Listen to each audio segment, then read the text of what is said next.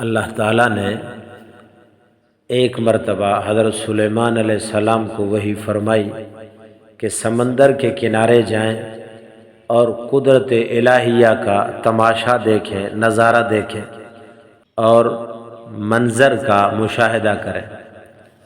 حضرت سلیمان علیہ السلام اپنے مصاحبین کے ساتھ تشریف لے گئے، مگر انہیں وہاں پہنچ کر کوئی ایسی چیز نظر نہیں آئی۔ آپ نے ایک جن کو حکم دیا کہ سمندر میں غوطہ لگا کر اندر کی خبر لاؤ۔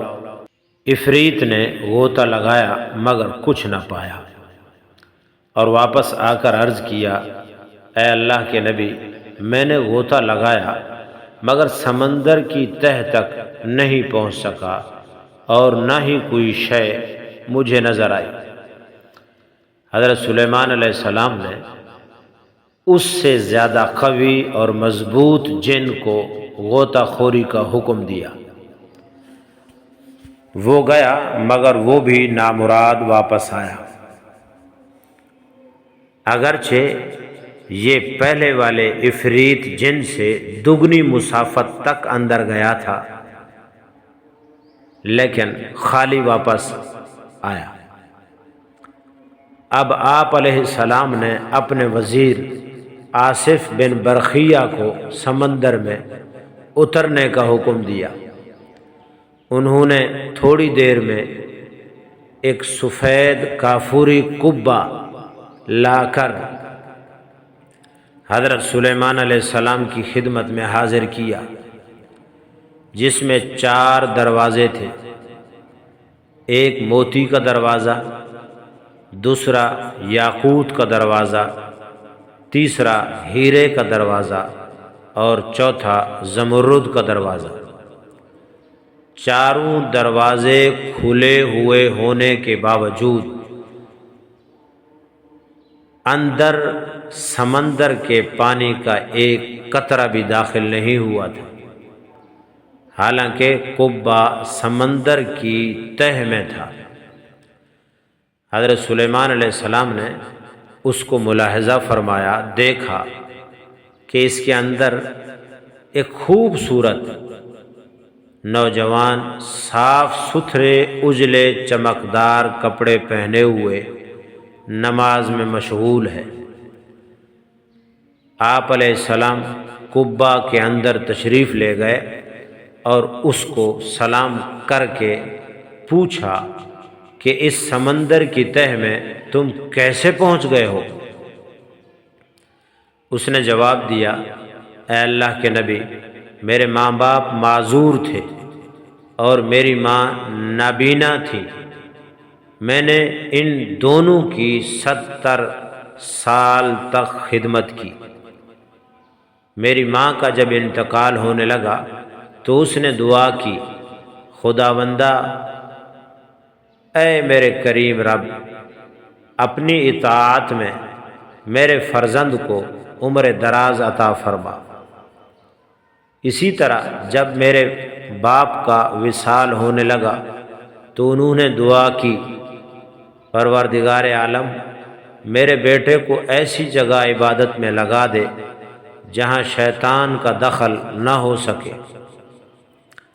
میں اپنے والد کو دفن کر کے جب اس ساحل پر آیا تو مجھے یہ قبہ نظر آیا۔ اس کی خوبصورتی کا مشاہدہ کرنے کے لیے میں اس کے اندر چلا گیا۔ اتنے میں ایک فرشتہ وارد ہوا اور اس نے قبے کو سمندر کی تہ میں پہنچا دیا، اتار دیا۔ حضرت سلیمان علیہ السلام نے اس سے پوچھا، تم کس زمانے سے یہاں ہو؟ نوجوان نے جواب دیا، سیدنا ابراہیم خلیل اللہ علی نبینا و علیہ الصلاۃ والسلام کے زمانے سے میں یہاں ہوں۔ حضرت سلیمان علیہ السلام نے جان لیا کہ اسے 2000 سال ہو گئے ہیں، مگر وہ اب تک بالکل جوان ہے اور اس کا بال ایک بھی سفید نہیں ہوا۔ حضرت سلیمان علیہ السلام نے پوچھا تم وہاں کھاتے کیا ہو؟ نوجوان نے عرض کیا اے اللہ کے نبی، ایک سبز پرندہ روزانہ اپنی چونچ میں سر کے برابر ایک زرد چیز لے کر آتا ہے، میں اسے کھا لیتا ہوں اور اس میں دنیا کی تمام نعمتوں کا لطف ہوتا ہے، ذائقہ اور مزہ ہوتا ہے۔ اس کے کھانے سے میری بھوک بھی مٹ جاتی ہے اور پیاس بھی ختم ہو جاتی ہے۔ اس کے علاوہ گرمی، سردی، نیند، سستی، غنودگی، نامانوسی اور وحشت، یہ تمام چیزیں مجھ سے دور رہتی ہیں۔ حضرت سلیمان علیہ السلام نے فرمایا اب تم ہمارے ساتھ بیٹھنا چاہتے ہو یا تمہیں تمہاری جگہ واپس پہنچا دیا جائے؟ نوجوان نے عرض کیا حضور، مجھے میری ہی جگہ واپس بھجوا دیجیے۔ حضرت سلیمان علیہ السلام نے حضرت آصف برقیہ کو حکم دیا کہ انہیں قبہ سمیت اٹھا کر پھر سمندر کی تہ میں پہنچا دو۔ اس کے بعد حضرت سلیمان علیہ السلام نے لوگوں کو مخاطب کر کے فرمایا لوگو، اللہ تم پر رحم کرے، دیکھو والدین کی دعا کتنی مقبول ہوتی ہے، لہذا ان کی نافرمانی سے بچو۔ باحوالہ نوجوانوں کی حکایات کا انسائکلوپیڈیا، صفحہ 214 اور 215۔ محترم ناظرین و سامعین، دیکھیں والدین کتنی عظمت اور عزت والی بڑی عظیم ہستیاں ہیں، دنیا میں ہمارے لیے اور آخرت کی ہمارے لیے بہت بڑا سامان ہے۔ ان کی عزت، حسن سلوک، پیار و اخلاق، خدمت کرنا ہمارا حق بھی ہے، فرض بھی ہے۔ ہماری دنیا اور آخرت والدین کی خدمت اور والدین کی فرمانبرداری، والدین کے ساتھ حسن سلوک میں ہماری دنیا اور آخرت کی فتح، کامیابی، ظفر، کامرانی پوشیدہ ہے، مخفی ہے۔